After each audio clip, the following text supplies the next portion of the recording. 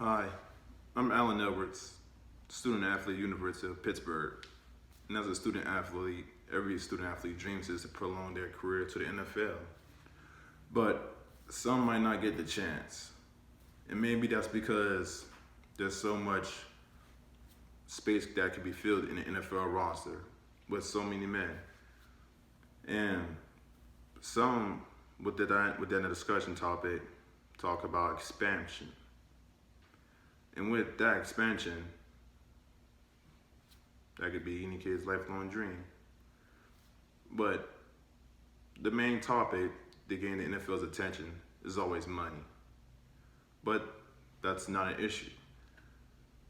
Compared to the NCAA in 2016 generated $2.5 billion just with the top 25 teams in the NCAA out of a total of 105 Division I athletes that play football. And with that set in mind, the NFL generated $13.5 billion in 2016. So money would not be an issue because the average NFL player makes $1.9 million. 1.9 multiplied by the 53 men on a roster is about $100.7 million. And if you multiply 100.7 by the 32 teams in the NFL, that's over about $5.3 billion out of the between $14 billion the NFL makes annually. So expansion in revenue would not really be an issue. But compared to an NCAA student, athletes do not get paid. And one might say that due to the NFL Association bargaining agreement that you can only dress 46 men out of the 53 men on the roster, that not all of them will play, and that not all of them will dress up. With the additional 4 players added to the 53-man roster, which would be 57, it will only add $243 million to the $5.3 billion the NFL makes in total average by the players. And with that said in mind, the NFL should expand. Why? Why the NFL should expand? Because it will raise the stakes. It will raise the stakes. Players will compete. No player would become complacent. Usually when most players would go to the NFL is a bit, less active compared to a student athlete in college. A student athlete is more busier and the lifestyle is a bit harder because we have school and work with football. And with so much on a place of a student athlete, the NFL player only has to worry about football, pretty much. And with that lifestyle of fast money and the glory and whatnot, it's true that they become complacent and relaxed because they already bring it to the top, and sometimes they lose that hunger and that drive. And the only thing that can make them drive is add a little bit more competition from keeping them becoming complacent and being proactive instead of reactive. And with the addition of the 4 players, it opens up your playbook. It opens up the scouts. It opens up more horizon that you can go out and recruit more players. There's hungry players everywhere.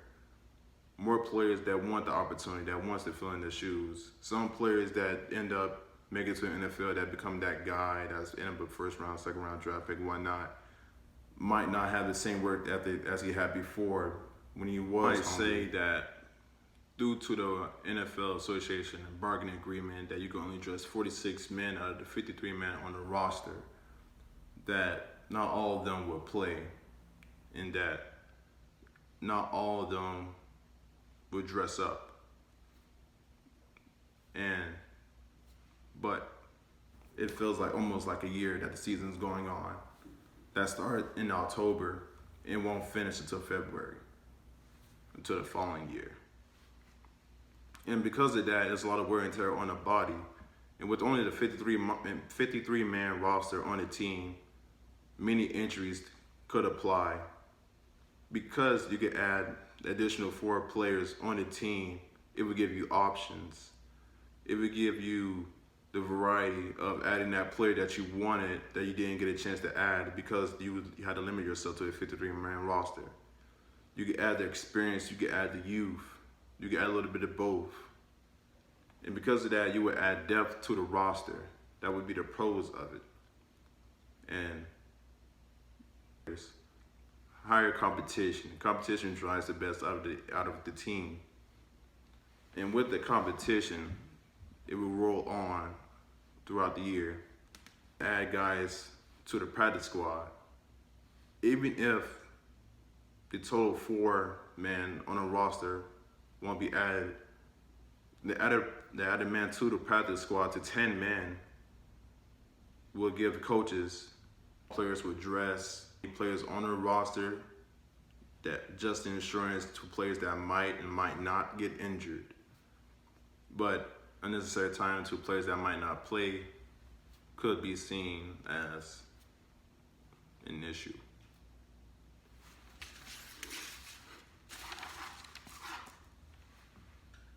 But all this can be discussed around an annual meeting over rule changes and rule adds in 2019 spring of the next NFL meeting, in 2018 the next NFL meeting, annual meeting in South Florida with all the refs and coaches, general managers, CEOs to discuss possible rule changes and rosters.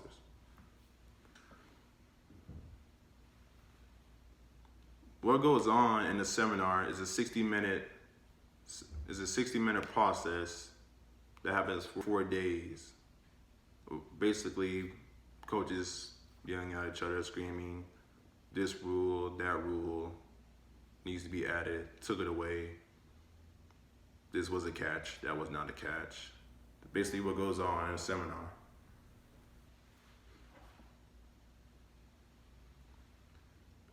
And throughout the seminar, there will be discussions over the benefits of a roster add-on and the non-benefits of having a roster add-on.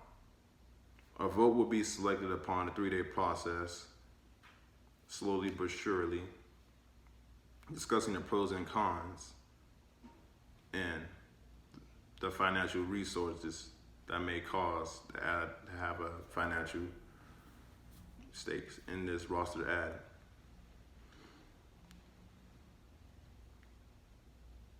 And within the final day of the annual meeting seminar, it would be a final voting